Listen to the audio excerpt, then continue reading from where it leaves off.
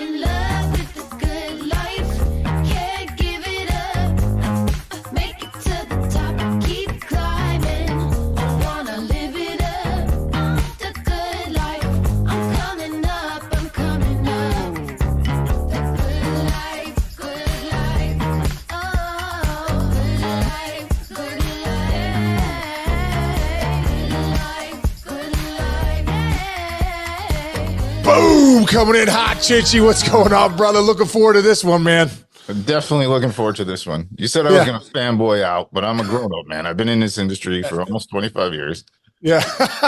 But I'm fanboying out just like a little bit. Just this is good. Hey, man, one of my favorite people of all time. You know, probably doesn't need any introduction, but I'm going to introduce him anyhow. 5-time All-Star, Rookie of the Year, 2-time home run leader, AL MVP, and also Clemente Award winner this year. So, and by the way, one of the best dudes you'll ever meet. Let's bring him in, my buddy, our friend Aaron Judge. What's up, Judgy? What's up, fellas? How we doing today, man? Thanks for having me on today. Dude, thanks for coming on, brother. So how's everything going, dude? You're down in Tampa right now, guys, kind of getting ready to go. I saw you and Volpe and Glaber, a couple other guys playing a little home run derby the other day at camp. Tell us how everything's going down there, brother. Oh, so far, so good. You know, this is the exciting time of the year where it's not official yet. Guys are coming into town, so we can work out, we can head, we can kind of BS, you know, have a little bit of fun and, you know, kind of do our thing before we, you know, go to work to, you know, bring a championship home to New York. So it's a lot of fun. Guys are jacked up, guys are pumped up to be down here, and it's going to be a great spring and a great season. Nice, man. How's my man Riz doing? How's Riz feeling? Is he feeling good? Is he locked in? Oh, he's locked in. He looks great. You know, I saw him. We communicated all throughout the off season, and you know, he was working on his swing, working on different things, man. Because he had a tough go last year with that head injury. You know, it's something you don't play around with that. You know, and he fought, and you know him. He's a guy that he's not taking any days off. He's like, I want to be in the lineup every single day. I want to play 162 plus. Like, you know, you're not taking me out of this lineup, even though he probably couldn't see straight, wasn't feeling good, nothing. He was like, I got to be there for my teammates, you know, and my boys. So, yeah, you know, he's a fighter. He's a leader. He's one of the leaders on this team. So seeing him come into camp now and he's feeling great. He looks great. Swing looks great. You know, I'm excited for him. But he did get on me a little bit. You know, last year he started taking some reps in right field. You know, when I was down a little bit, he started taking reps in right field. So this year in spring, I was like, I got a little first baseman glove out of the bag. I said, let me take some reps at first base. I took some ground balls with them yesterday, and you know, had a little bit of fun with them. So it's good to see. What did he say when he was taking fly balls and right? Was he like, hey, this is easy? That's what he said. He's like, you get the 2 seeds, you get to talk with the fans. You know, you just play around out here, like while the infielders have to have the real dirty work. You know, you just get out here and have fun. I said, just wait till you get Yordan Alvarez getting you a 110-mile-an-hour line drive. Let's see how you react. That's so great. Aaron, you mentioned Riz, and obviously Sean knows Riz pretty well. Like, I know you guys knew Sean was the mayor before he came in, but did you guys have any concept of the energy that this dude brings every single day that he goes to any job or anything he does? You know what's funny is, you know, during the season, Rizzo and I were out at dinner at Lucali's in Brooklyn, a good little pizza spot, and we're kind of sitting in the back. It's just us with our wives. And, you know, I was kind of talking with Rizzo, hey, I think we're, you know, I don't know if you know this yet, but we're going to hire Sean Casey as our hitting coach. And the look on his face, the excitement, like it looked like he was a little 10-year-old with how happy and excited he was. Are you kidding me? Like, gets on his phone real quick, dials up Casey. Casey answers on the second dial. You know, it was you know, it was just amazing, you know, and Rizzo, the whole rest of the dinner was just telling us stories about, you know, the type of person Sean is and, you know, how he goes about his business, how he is day to day. And, you know, I was excited. And then, you know, sure enough, once I got to meet him and, you know, play for him, you know, throughout the year and just really get to see what type of person because I've been a fan of his, you know, as a player, you know, you watch him on TV for years growing up, everything like that. But then I get a chance to pick his brain about hitting. And he, you know, Casey, you pick my brain about hitting all the time. Like you'd catch me like walking in between, you know, going from the dugout to the cage. But hey, you know, so when you're in your hip, you're doing this and that, and I love that. I love talking hitting. So just to see that passion you had for the game, you still have it for the game. Like it's that spread out to, I feel like everybody in that clubhouse, everybody in the organization, man, and we always appreciate it, man. And then Dude, I won't get into the stories, but we had some good stories for us that he shared that they were amazing. We had some great stories. Judgy, I appreciated about you too. I saw a lot of myself in you, just like me when I was a player, always seeking, always looking for things, to get better. And that's one thing, dude, I loved about you. Like one of the things I loved was your attention to detail. Your routine was right on every day. When you didn't feel right, you were always, I could tell, I was watching, bro. I could see you by yourself. Like you might've just gone to the bathroom. I looked down and you're getting a load going. You're getting your hands right. You're always kind of tinkering, which I love. So can you talk a little bit about that, Judgy? Like how have you evolved as a hitter since you come into the big leagues and also your routine? How has that become so important for you? Yeah, I think routine's the number one thing, having a great routine. I think that was the biggest thing I picked up from, if I go back to 2016, just getting called up, A-Rod had just left, but I got a chance to see A-Rod in spring training, Carlos Beltran, Mark Teixeira, Brett Gardner, a lot of these hitters that have been around the game, been around the league, had a lot of great seasons, MVP, stuff like that. But the one thing I noticed about them was I could look up at the clock and I knew at 5 o'clock Mark Teixeira was doing this. I knew at 5:30 he was going to be in the gym. I knew at 6 o'clock he was getting stretched. They just had the routines down. And me as a rookie coming in, man, I was eating at this time I'd hit it. It was always just random. It was always random. And then going to the game, you almost would feel like a little like, well, did I really stretch out enough, or did I, get all the swings I needed?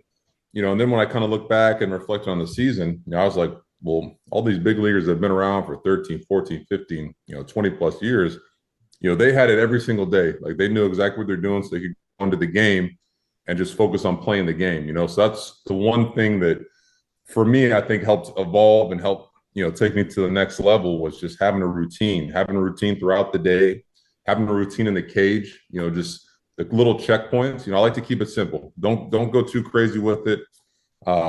The simpler I can have it, like I got 3 keys. I want to get in my hips. I want to feel my direction going to right field, and I want to get a good pitch to hit. I want to be on. My biggest thing is be ready at release. So when he's about to release the ball, I want to be in a good position to hit. Just so that way my move's out of the way, my load's out of the way. Now I just focus on seeing the pitch, and if it's a strike, take a hack. So that was one of the things I think that helped me evolve over the years was just I got so lucky to be around so many great players with the Yankees early on and just pick their brain and just kind of see like, well, why do you do this? And, they always were so willing to give me, help, give me answers, give me advice. And I know a lot of other places it's probably not like that, but that's why playing with the Yankees is so great is you just have so many great superstars that are willing to, kind of continue to pass on that knowledge. Who do you think helped you the most early on? A couple guys. If I go back to when I was in the minor leagues and in my first year in 16, I'd have to say, A-Rod. He was, A-Rod and Carlos Beltran. Those are 2 guys that I go back to. We're out on field 2 at the minor league at the spring training complex, and we're supposed to be doing outfield relays, communication, all this.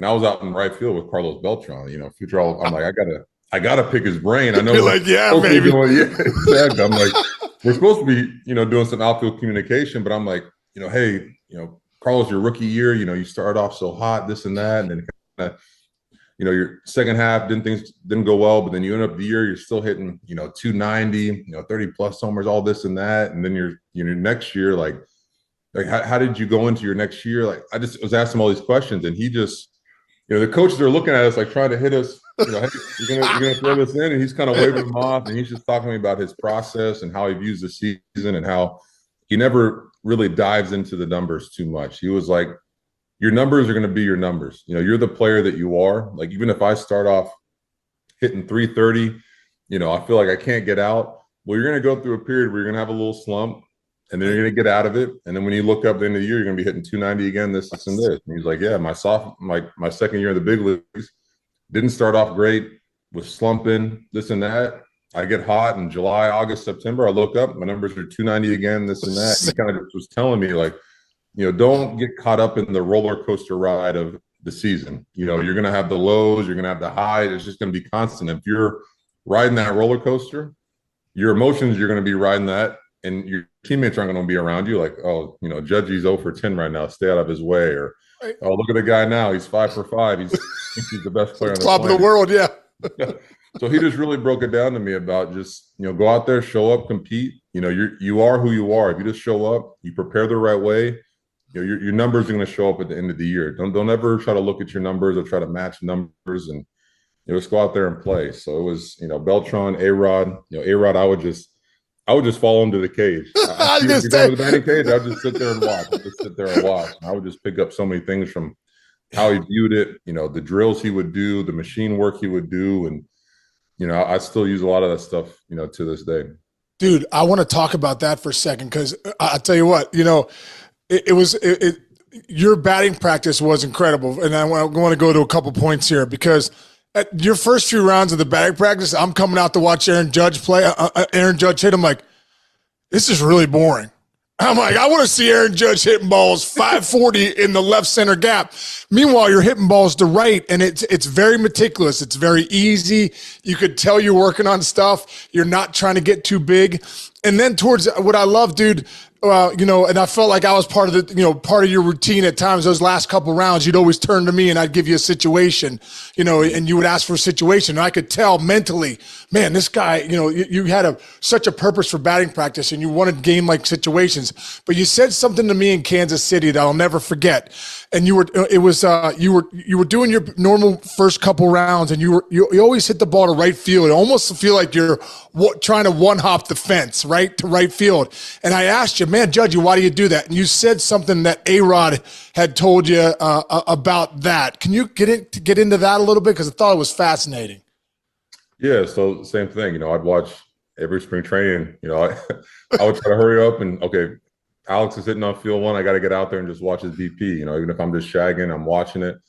And I would see him a lot of the time, the same thing. I'm expecting to hit him over the scoreboard, hit him opposite field onto the, the highway. And he would just consistently, like, over the second baseman's head, and then almost like just line drive, like almost through the fence. Like, he was hitting it so hard and so clean to right field. Like, he was almost trying to hit it through the fence, not over it, not these high, towering fly balls, just almost just hard line drive, center field, hard line drive.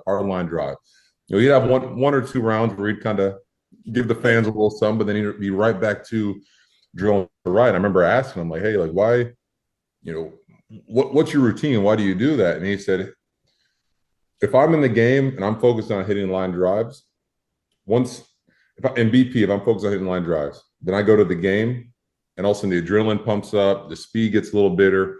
That's when, maybe I'll get underneath it a little bit and clip it, and that line drive turns into a home run. But if all BP, I'm just focused on trying to hit home runs and my bad angles underneath the ball, well, then when I'm getting 97, I'm still underneath the ball.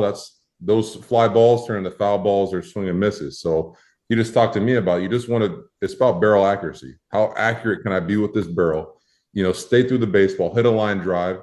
If you miss if a line drive, you miss it a little down, you still got a chance. It might sneak through the infield, do something. You miss it a little underneath, that's a home run. So, he just really talked to me about, you don't need to search for home runs. Like, those will come. You got the power. It's just about being accurate, being consistent.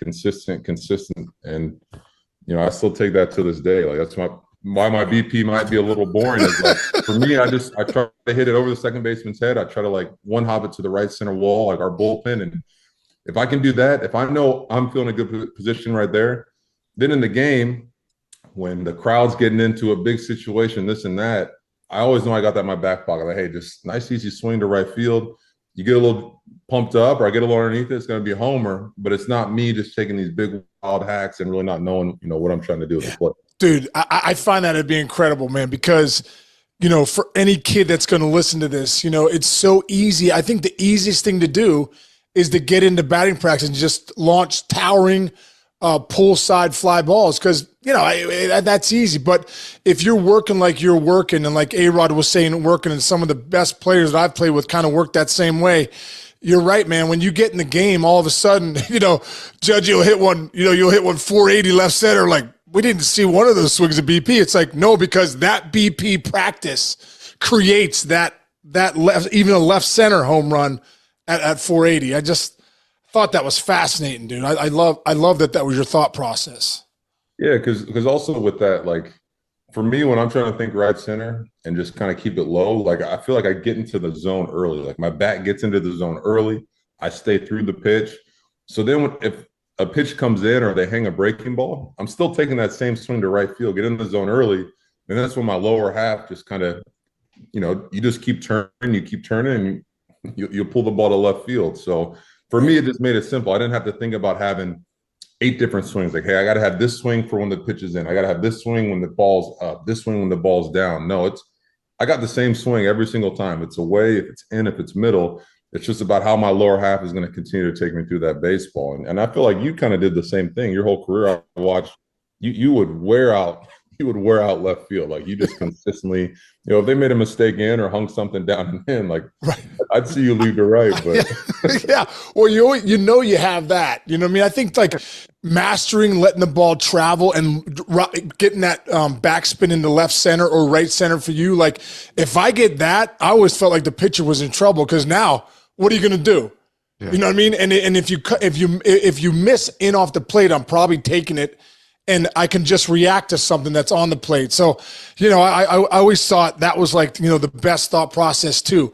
Judgy, what about your setup, dude? It's very, I wouldn't say it's unique, but it's like, I think it's your own, man. Like, you get an early load on your backside. You do such a great job of loading early, and you're such a visual hitter. And then you're able to get your foot down and then go. When did you start doing that? And why do you start a little earlier than most people do? You sit better. Is that what I'm trying to say?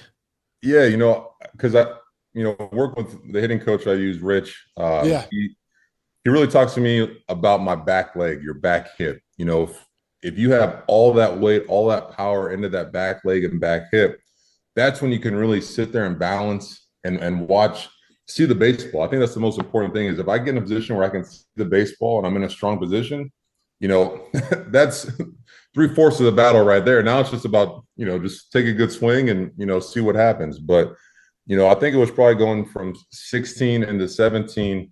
That's what he really broke down to me, because in 16, I had a big leg kick.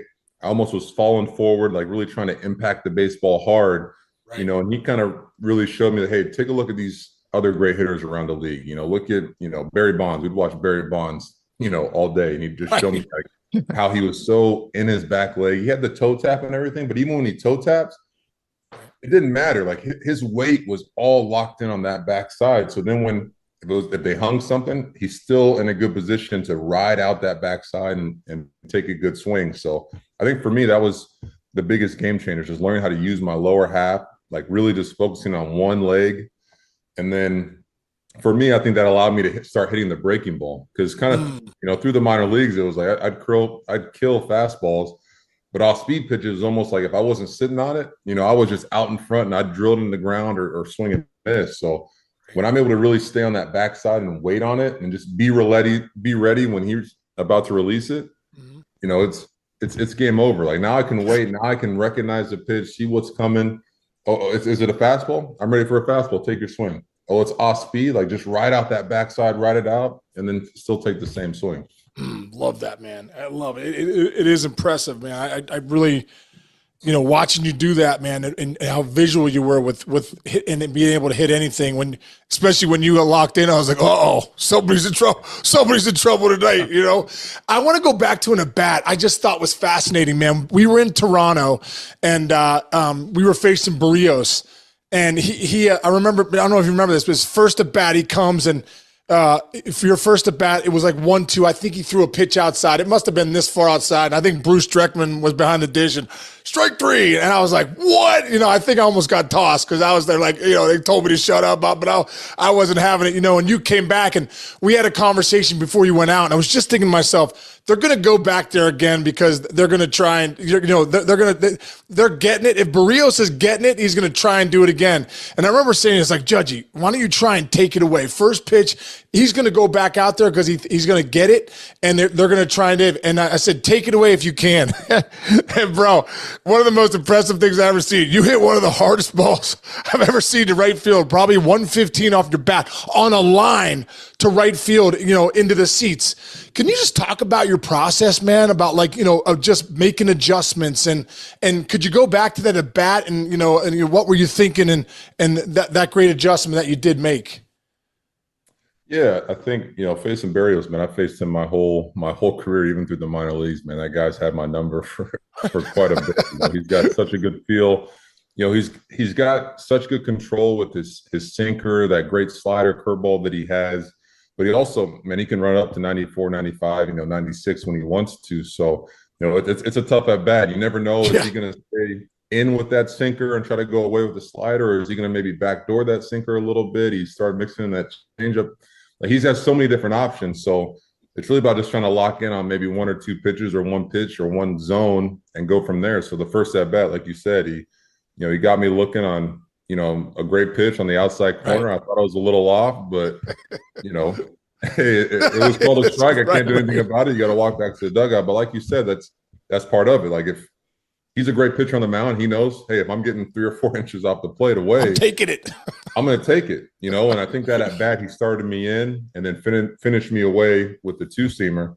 So, going to the next at bat, we kind of talked and kind of the same thing. I'm like, hey, he's probably going to maybe flip flop it, maybe try to steal a strike early away, and then maybe try to finish me in or go back to his curveball. And sure enough, I was able to get one, out there that kind of ran back just enough. But I think it's just really about, honestly, first at bat you struck out, learn from it, like observe the game, watch the game. Okay, the rest of the game after that bat, I was watching how he was getting guys out, and he had a good feel for that pitch away. The one in was kind of running off a lot. So going up there and watching 8 other guys hit it, I'm like, hey, he doesn't have a feel for that arm side, 2-seamer right now. I think he's really locked in on a way. So that really narrows down the answer to, hey, I think he's going to go with that sinker away or maybe a slider away. Like, let's hone in on that location. So, then, like I said, you're able to get a pitch to hit. Yeah.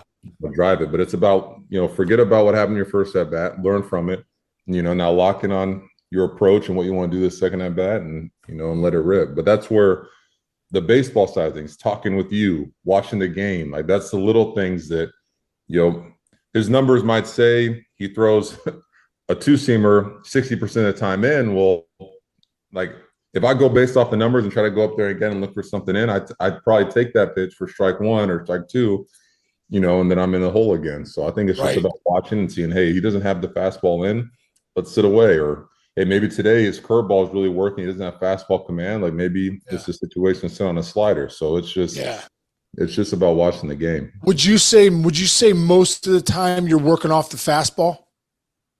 Yeah, always. Yeah. Any good hitter, you work off the fastball. It's the hardest one. It's the fastest one coming into you. And, like I said, if you're in a good position to hit, you're going to see the breaking ball. You're going to see it pop up out of that window. Because for me, I have a window. Like I'm looking for the window of this heater right here.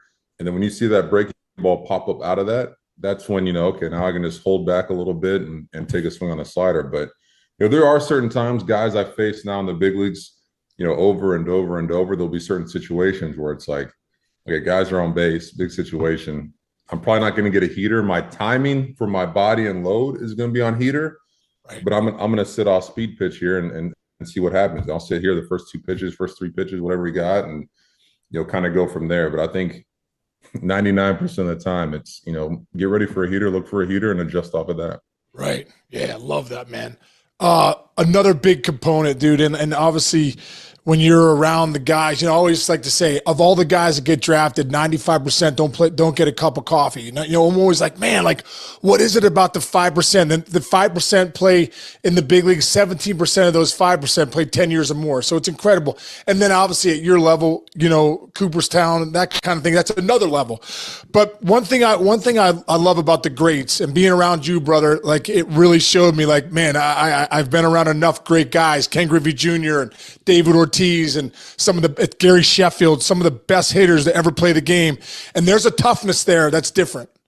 And I saw it with you, brother. Like, and obviously we know, I think one thing, Judgy, what I was so impressed with, and I say this all the time, and I told this to you the other day, when your best player is your best person, it makes it easy on everybody else. But I always say, don't mistake kindness for weakness. You're also one of the most mentally tough dudes I've ever seen, because I look for the guys that, you talked about when you're going good, you never know it. When you're going bad, you never know it. You're kind of that same guy, and you're always kind of helping people out. And there's a toughness to you. Can you talk about where that toughness comes from, brother? Wow. I think it just comes from so many different places. I'd say, my parents, how they raised me, and, I think especially my dad being my coach along, and, was talking to me about, he was a basketball coach. He loved basketball. But he'd always just drilled into me that the team comes first. The team comes first. Don't be a selfish player. Put the team first. Even if you miss a shot, get back on defense and on basketball. You miss a shot, get back on defense and try to make a play there. I think that kind of translated into baseball the same way of you got to put your teammates first. If we're going to win this game tonight, which is the most important thing, it's going to take everybody in this lineup, everybody on this field to come together, for one common goal. So if I sit here and I mope or cry about my at-bats or I got screwed by that umpire, I'm taking away from, the one goal, which is to win the game. I'm more worried about myself here, so I think that kind of, going back to my parents, they really just drilled into me that, you got to stay locked in on what's important here and what you can control. And, it's about winning the game, and then even going to college. I went to college at Fresno State, got to, play under Mike Batesel, and he was the same way. Like, it didn't matter who you were, how old you were, freshman, sophomore, senior, whatever. It's about winning the game. It's about putting the other 40 guys, before you. And we used to get fined in interviews after games, before practice. We get interviewed or something like that. If you ever saw in the newspaper or saw, in the video that you said me, not anything about yourself, $5 in the kangaroo court, another $1. And he would even take the newspaper, he'd cut out the clippings and show it to the team. Like, hey, I know we beat Stanford 12-3, guys, but I think Aaron here thought he was the main reason why we won that game. Wow.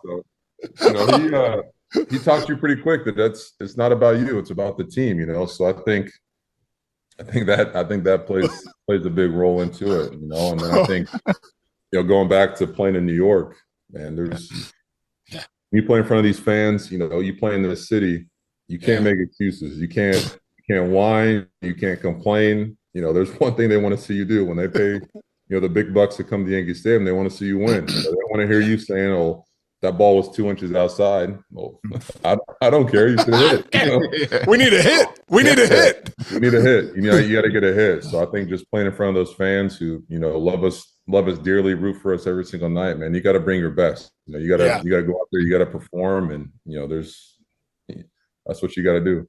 It's funny. Playing so many years in the big leagues and being around it. I played in Boston my last year. The Boston effect's real. Those fans are passionate too. But I tell you what, going to New York, I was even telling Chinch, there's something different about the New York fans. I mean, they are so passionate about the Yankees. That might be putting it lightly. You know what I mean? And everywhere we went, it was sold out everywhere. But there's something, and I love the roll call too. What about the first time you got the roll call, dude? What was that like, dude? When you got them yelling, "Aaron Judge"? Oh, that was a special moment. What's funny is I get called up. We're playing a day game against the Rays, and I was in AAA. We were playing in Rochester, New York. Just finished a night game. Get told that night after the game, "Hey, you're gonna be playing in the big leagues tomorrow. Like, pack your bags." I had my whole family with me. I had my girlfriend at the time, my wife now, Samantha, and they were telling me, "Hey, we got a flight for you, but your family's got to find another way or see what they can do." And at that time, they couldn't get on a flight. They couldn't figure things out. We had a car there, and I was like, "Hey, we'll just all get in the car. Let's drive through the night. Drop me off at the stadium at 8 a.m. and then you guys go to the hotel and I'll see you at the game." And for the moment I got to the park, every single guy, after saying, "Hey, congrats, happy you're here," like, "Make sure you're ready for roll call." all the coaches like, hey, congrats, look, you're here. We'll do some early work, but make sure you're ready for roll call. Like us as players, that's what I learned. As players, as a team, like we absolutely love the roll call. Like when we hear that, especially in the playoffs, and the stadium's already rocking, but then you can just hear just the bleacher creatures going crazy behind you, just the passion they have. Like, man, it's giving me goosebumps right here thinking about it. So going back to the first one, after all day, everyone's been asking, what do you you better be ready. You better be ready for it. Don't miss it. Don't miss it. I was just, I don't even think I was focused on the pitch. I was just waiting to make sure I just didn't miss my name call. So it was a blast. I love it. That's one thing that makes it so special. And I've never been a visitor to Yankee Stadium, but I bet it's probably pretty cool for a visitor to come in and hear that. There's nothing like it. As a visitor, you're kind of like, hey, here it comes. Here comes the roll call. You think it's cool too. So I think it's so unique with the Yankee fans with what they're doing. Talk about that, Judge, and go back a little bit for me if you can with like some of your postseason experiences. You guys have been so close, and I really feel like this could be the year where you get back to that World Series, win a World Championship. But what's it like playing in the postseason as a Yankee? That's what you dream about. I go back to even my first postseason game I ever played. We're playing a wild card game against the Minnesota Twins. At the stadium, we go down, 3-0 in the first inning. We come back. Didi, Brett Gardner gets on. I get on. Didi hits a 3-run homer right behind me, and then it's a tie game, and the place went bananas. Like it went bananas. I thought the place was going to fall down. The roof was going to fall down, but it was. That's what you play for. You play to be in those big moments, be in front of those fans. They bring the energy from pitch one all the way to the end. It's special. And then, also you look back on the history, the history of guys that have won in New York, played in those big games in New York. You want to be a part of that. I honestly, I get pissed off when I'm sitting in the stadium and I look around the stadium that has all their banners of not, division champs, right. American League champs. It's World Series championships all around the stadium. And, I almost get pissed off that, we're not a part of that group yet, and I think that's why, especially this year, guys are coming into camp so excited, so fired up, in such great shape. They want to be a part of that. I think that's one thing that, Booney always hits on throughout the year is like, you want to be a legend here. You want to win here in New York. When you win here in New York, it's, you go down in history. Anywhere you walk around the city. I talked to Paul O'Neill. I'm good friends with his nephew, Michael O'Neill, and Mikey tells me, he's like, yeah, Paul hasn't bought a meal in New York in 30 years. It's incredible. So, it's just you want to be a part of that group, man. It's just so special. It means so much. It means so much to the fans who continue to show support, day in and day out. I think that's really what drives, not only me, but I think the team is we want to bring it back to the fans. We want to bring it back to the city. We want the Yankees to be that mecca of baseball that we know they are. Yeah. Can you stay there for a second? Because, now when I look at the lineup now, man, it's so much deeper. Verdugo comes in, but Soto comes in. Obviously, DJ's going to have a monster year. Riz is back healthy. It's like things are kind of falling into place. For you, brother, like where do you see? Have you talked to Booney at all about you and Soto? Because I just see like you could mix match 2-3. I feel like it could be Soto gets on base so much, so do you. But you guys could kind of like, do you have a preference? Do you want to hit third? Do you want to hit second? Does it matter? Has Booney talked to you at all about what what the top of the lineup's going to shake up with you and Juan? Yeah, we've talked a little bit, and I think also, adding someone like Verdugo too, who's been a great leadoff hitter for the Red Sox for so long, having him in the mix to where you could have him, you give DJ a day off, you can mix him up there at the leadoff spot, and then you could maybe slide me into the 2-hole, Soto 3. Yeah. But I've been telling Booney since 2021, I want to hit third. Third, I know. He told me, he said, Judge, he keeps saying he's want to hit third. I was like, keep him at 2 right now. Keep him at 2. I don't know. Like I may be old school in that fact, but all the great hitters when I was growing up watching, it was you want to be a 3 hitter. You want to be that guy coming up third, like the big heavy hitter in the back. So, I don't know. Like you said, we have so much depth now. Like there's not a an easy part of our lineup now. There's just probably times in the past when guys get hurt, things happen that you're like, okay, I got a little lane here where we can kind of execute some pitches. We don't want to make some mistakes to these guys. But now I look through that whole lineup and it's like you don't want to make a mistake to any of those guys. So, we'll see. I'd love to hit third, especially with how much Soto gets on. And he's a on base and base hit machine, plus the power. He's going to give you 30 plus homers every year. Yeah. But when he's walking over 100 times and driving in 100, it's just that's who you want to hit behind. I don't know. Like, I might be fighting him. But I want to hit behind him. So that's so good, dude. That's so good. With you guys, with the team, and I always think about, you talk about your rookie year. You're like, oh man, I was kind of this kind of hitter my rookie year. Had to make some adjustments, and I see that with Volpe. Volpe, I'm thinking it was so great that he got a full season in the big leagues. Obviously, 2020 shortstop, Gold Glove over there. Man, could he flat out pick it. But I think there's another level of a hitter in there. I don't think Volpe's a 205, 210 hitter. What do you see for Volpe? And what adjustments do you think that he'll be able to make? And do you think that having that first year playing the whole year in the big leagues will help him move forward, Judgy? Oh, I think that's the biggest thing is just getting experience. The minor leagues and the big leagues, it's such a different game. You're still playing the same game. You're still playing baseball, but it's such a different, the intensity, the players, the quality of the game. It's a different game. So I think for him to get a chance at, how old was he? 21, 22 years old in the big leagues, playing in the hardest market, in the hardest stadium, and the hardest, it's just, he had a lot of things stacked up against him, but he's the type of kid that he wants that. He wants those expectations. He wants that pressure. He wants to fight through that. And, for a guy like that, I'm excited. Like already in the offseason, we started talking and he was like, I already made a couple changes, doing this and that. Like, what do you think about this? I'm working with this. And then to come to Tampa and see the changes he's made.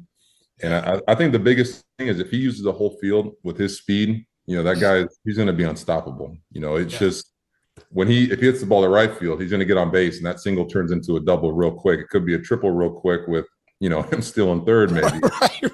I think the biggest thing for him is if he just puts the ball in play, uses the whole field, even if it's on the ground at times, he has a chance to put pressure on a lot of defenses. If he puts the ball on the ground and has to make the defense make a tough play, he's got the speed to beat out a lot of those ground balls in the infield. So I think the biggest thing for him is just, use the other side of the field, stay consistent over there. But that's what I love about him is he wants to get better. He's never satisfied. Even now in Tampa, we'll be hitting, we'll do a couple competitions at the end. He'll be like, no, one more. Let's keep going. He's competitive, man. He's a fighter. He's a dog. And that's who you want at shortstop. That's who you want. When you're in the trenches, you're in a dog fight, game on the line, that's who you want on your team, fighting alongside you, man. So I'm excited for him in this second year. And, because, I look back, if I was his age in the big leagues, I probably would have hit 150. I don't even know what I would be able to do, man. It's just incredible to do what he did, last year, 2020 guy, Gold Glove. Then now going to this season, with the type of lineup he has around him to where it's like, hey, just go out there, just do your thing, man. Get on base, put the ball in play, see what happens, man. It's going to be a special year for him. Yeah, I mean, I love what I love about Volpe is like he loves baseball. I'm like, dude, you can't, you don't have to take 5,000 grounders every day. You know what I mean? Like he's like always trying to get better, always in the cages, doing his thing. So, and one other thing, Judgy, with your game too, like. By the way, I bought one. Remember, the Swiss swing that we're always on, that like vibrating drum. You know what I mean? I got one downstairs, right? I ordered one because I use it every day. But with you, man, like you were getting ready for the game early too, as far as like foam rolling and like kind of like on the Swiss swing and stretching out. Has that become more of your part of your routine in the last few years? Yeah, definitely. Well, I'd be fighting you in between innings. I'd go down there cutting on that Swiss thing, and I'd see you getting a little leg on there, getting the coach. Right? The coach is taking up the equipment. Like, what the hell is Casey doing? I'm like, I try to Judgy, bad hammy, bro, bad ham. Yeah, but that's going back to my early years. Once I got called up, I talked to Chase Headley, was another guy that, talked to me a lot because I think he dealt with a lot of back injuries through his career, different things like that. And he would always tell me, stretch, stretch, stretch, stretch, stretch. Like you got to do it now. And that's going to buy you 2 or 3 years on the back end. It may seem like you don't need it right now because you can just wake out of bed, do a couple of these, and all of a sudden you can just start launching in BP. But it takes a toll on your body, and you're not always going to be 25. Right. He really kind of tried to harp that into me, early on in my career, and I really didn't start taking that into account until maybe 2020 when I had another calf injury, and I'm like, man, I gotta really focus in on this, a lot of this mobility stuff.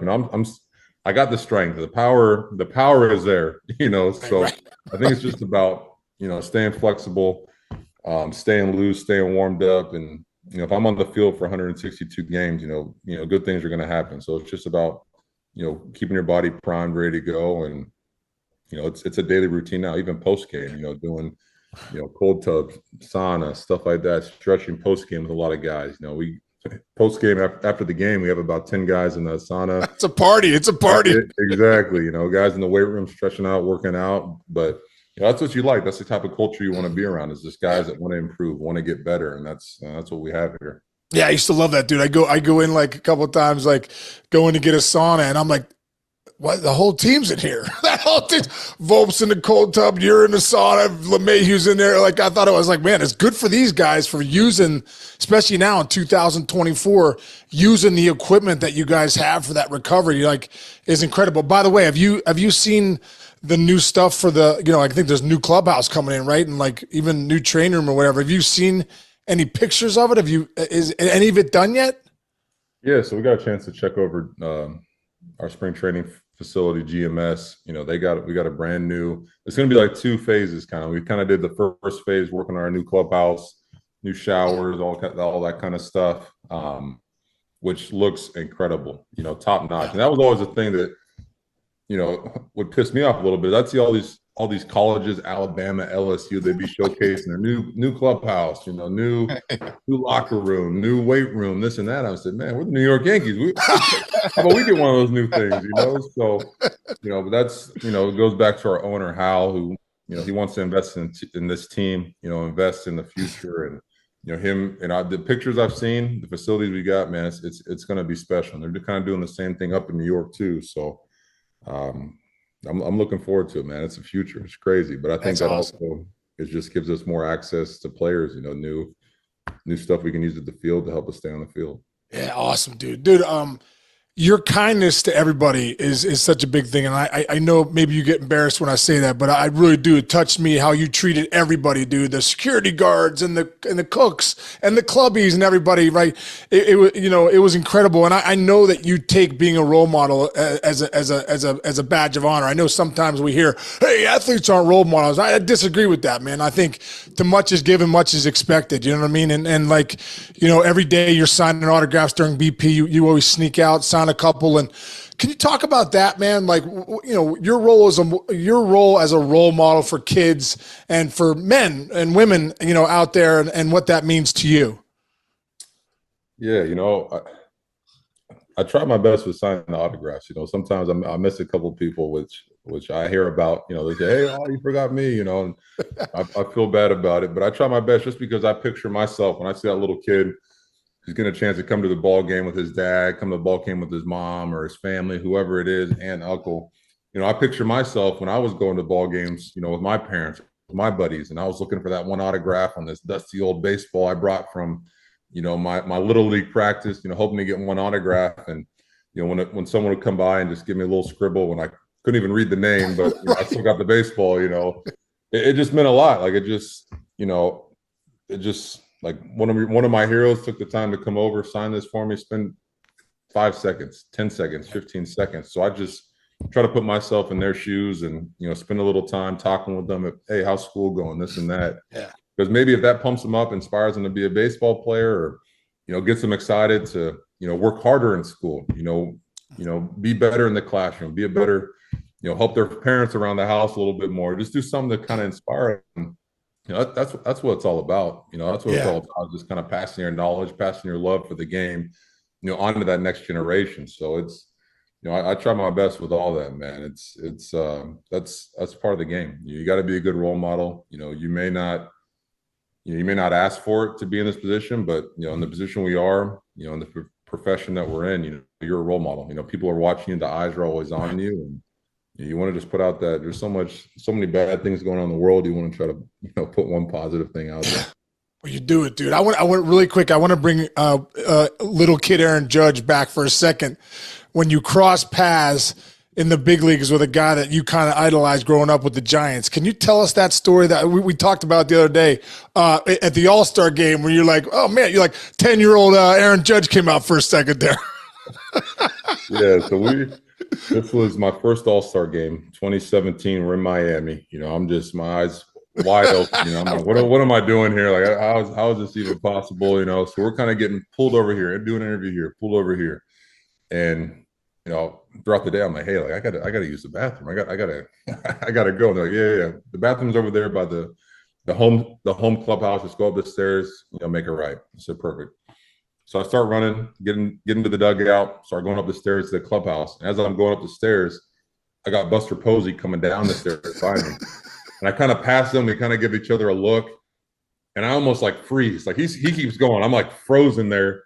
Like, no way that was Buster Posey. I grew up in California. I was a big Giants fan. I watched them win some World Series right every other year, it seemed like. And I was like, you gotta say something. What do you say? Like, how do I approach him? Like, does he even know who I am? Like, what do I do with this? So I turn around and say, hey, Buster, like, it's great to meet you. I'm Aaron. Like, such a big fan. I'm just giving him the whole spiel, and he's probably like, hey, but I got somewhere to be. But he was like, hey, Aaron, it's great to meet you. Love watching you play. Love what I'm seeing so far this year, man. Best of luck, in your career.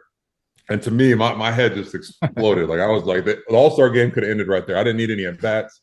I didn't need to do the home run derby. It could have ended right there, and I would have been fine. But it was just so cool great. Seeing a guy that you watch for years. Now. A couple hours later, I'm digging into the box in a Major League All-Star game, and I got one of the guys I've watched for years, Buster Posey, calling balls and strikes behind me. Like, it was just a out of body experience. Like, you just don't even know what to think, know what to do. You're just almost on autopilot, kind of going through the motions. Like, let me lock in and try to get a hit here, but I'm still freaking out that I got Buster Posey over here trying to get me out. So it's just. It was a pretty special moment, man. Oh, dude, that is so great. I love that. Those are the best moments, man, because that little kid does come back. You can't believe you're a guy that you loved or a hero of yours growing up. Now you're in the same field as them. It's incredible. But you had those same experiences, right? Oh, you kidding me, dude? I had a ton of those experiences. I remember I grew up a Pirate fan growing up, and I remember first time Barry Bonds got to first base, man, dude, you can only imagine me, bro. I was like 24. I'm like, hey, man, he must have been like, this guy is so annoying. I was like, hey, man, I was a big fan of yours growing up, Killer Bees, you, Bonilla, and Jay Bell, and so, like, just getting a chance to meet him. And Will Clark, it's funny you say the Giants. Will Clark was my idol growing up, dude, my idol. Matter of fact, I was almost scared to meet him. I'm like, I don't want him to be a bad dude. I just want to, in my mind, think he's the greatest thing ever. And I got a chance to meet Will Clark in 2000 at a spring. We were playing the Baltimore Orioles at spring training last game, and our trainer Greg Lynn was the trainer for the Giants back then. He's like, hey, you want to meet the Thrill? And I was like, oh yeah, I want to meet the Thrill. And he came over. It was like one of the coolest. Signed a bat for me. But same kind of, it was like the Buster Posey moment, man. That was my moment, was meeting Will Clark. I was like, this is incredible. So great, dude. So great. Special. Judgy, we do just two things to finish it up. We do a 9 and 90 thing really quick. Chinch does a couple comparisons. He'll say one thing, one or the other. I'll answer first, and then you'll answer. Right, Chinchy? That's what I want to do really quick. Yep. And then I just want to touch on your All Rise Foundation, and then we're out of here, brother. Sounds good. Sound good? All right, Chinchy, go ahead, hit it. There you go. All right, first question. You have to pick one of these walk-up songs to be your walk-up song for an entire season. Do you go Let It Go from the movie Frozen or I'm Too Sexy from Right Said Fred? I'm gonna have to say I'm Too Sexy, because they would obviously know I'm kidding, and maybe the crowd would get into it. There you go. Judgy? I'm going Let It Go Frozen. You know, hopefully the kids, they got that memorized. They'll sing along a little bit. It'll kind of like bring the whole crowd into that. There you go. So Oh, the baby The shark. the shark song. The baby shark. Good call there. All right, good one. All right, this is a weird one. If you hadn't played baseball, would you have been better at being a real estate agent or a used car dealer, Sean? You know what? I probably at some point that used car dealer would come out in me, and I'd probably own my own used car lot and be the guy that they talk about, like that Casey guy's trying to swindle you. But I would probably make some good money doing it. I'm going real estate. I feel like I couldn't sell a car, but I could just say, hey, look at this nice house and just, take it or leave it. Take it or leave it. So, Here's the price. Here's the price. Here's the There you price. go. All right. I know your answer to this, Sean. Have you ever gotten a pedicure? And if so, would you recommend it to other men? You know what? I was anti pedicure because I was trying to be like, big time man. But I must admit, as I'm getting older, my toes are getting my dogs are getting bad, and I'm like, that looks terrible. So Sarah was like, you got to go get a pedicure. Like you're actually cutting me in bed at night, like actually like Freddy Krueger knives. So I did get a pedicure, and I'll tell you what, I shouldn't have waited so long. It's incredible. They're incredible. No way. I'm No? so anti. And I don't. No way. It's Yeah, weird. give it a couple years, Judgy. Give it a couple years. You'll be getting pedicures every It's week. funny. All the wide receivers in the NFL do it. Apparently, it was a thing that Jerry Rice told a bunch of wide receivers back in the day. Like, if your feet aren't good, you can't cut. And he said, always take care of your feet. And so T.O. and Ocho Cinco and those guys, I think they did a show from a pedicure place. Just throwing it out there. We want to keep you healthy, Judgy. So I'm trying. You're right. All right. Judgy, Volpe, we'll have Riz getting pedicures. Give me the There you video. go. All right. This is tough. In case you got to do this for half a season, describe what it means to put on a Yankee uniform in 10 words or less. Oh, 10 words or less. Incredible, impactful, exhilarating. Just it's everything, man. It's an incredible experience. Put on those pinstripes. Nothing like it. Yeah, the greatest achievement in your life. That's all you can put it. Like getting a chance to wear those pinstripes and all the legends that came before you. That gives me goosebumps again. Me too, man. bro. Gave me the chills. Thinking about that, people that played at Yankee Stadium, the things they did for this game and continue to do for this game, man. It's the greatest thing ever. Yeah. Yeah, I didn't play for the Yankees, but Casey got me one of your warm-up shirts while he was there and I was with my brother the other day, and he's like, dude, where'd you get that? And I'm like, this is from the Yankees, bro. No tells. I'm like, I got this from the clubhouse. Freaked me out. Anyway, all right, couple more. All right, this is a good one. Would you consider yourself a Swiftie, Sean? Yes, I'm a Swiftie. I've been to 4 concerts, I think. Oh, see, I haven't been to a concert, so I don't think I can consider myself a Swiftie. She's got great music. She's got great music. Travis is my guy, but I don't think I'm a Swiftie yet. Until we go to a concert, I don't think I can consider myself a Swiftie. I think you can get it. What about Sam? Is she one? Is she a Swiftie? No, she hasn't seen her either, so I don't think so. We're late on the train, but Oh, you'll get on it. You just got to go once, Judge. You'll get on it. All right, last question. I'm excited about this one. Who wins in a tag team steel cage match? On one side, we have Sean Casey and Anthony Rizzo. On the other side, we have Aaron Judge and Giancarlo Stanton. Oh, seriously, dude. He doesn't need Listen. the answer to this. He knows the answer to this. He knows the answer to this. I'll tell you what, when you're next to Judgy and G in the same right, I'm a big dude. I'm 6'4", I'm about 230. When you get next to Judgy and G, I feel like you, Chich, 5'9". Man, these are some big boys. So me and Riz will get waxed by those guys. I just have to say it. And Judgy's huge. G is huge too, just jacked. Just that'll be a first round knockout. Right? Love it. Oh my God, Judgy, you're the best, brother. Before we go though, real quick, man, I just want you to, for all of us out there, can you talk about your All Rise Foundation, man? What you're doing for the kids? It's such incredible. The camps you do, the leadership programs, inspiring kids to be their best, taking care of each other. I was on a call with you the other day. I was so impressed. First off, your mom's the apple doesn't fall too far from the tree. What an incredible human being. And your dad, too, two of the greatest people in the world. Can you just touch about that a little bit, the All Friars Foundation, and how can our listeners, get involved or learn more about it? Yeah, it's a foundation that, our family started, back in 2018. It's really just about empowering the youth, this next generation, to be better citizens. We got different after school programs. We got camps we send them to. We do baseball clinics, just kind of everything, just trying to teach them life lessons, just teach them any type of lesson. And, if you want to support, I think going to the Aaron Judge allrisefoundation.org, just check out our website, see what we got going on. We got a lot of great stuff going on. We're working on, maybe doing a scholarship here coming up soon. And, we got different mini grads. We just try to go out and support other, foundations and, programs that we think are, supporting our mission. So we're excited about what's going on and excited for the future, man. If we can just impact one kid's life, man, we're doing our job. Judgy, well, you're doing it, man. You're impacting millions of people's lives out there. And dude, thanks a ton for coming on with us today with Chinch and I.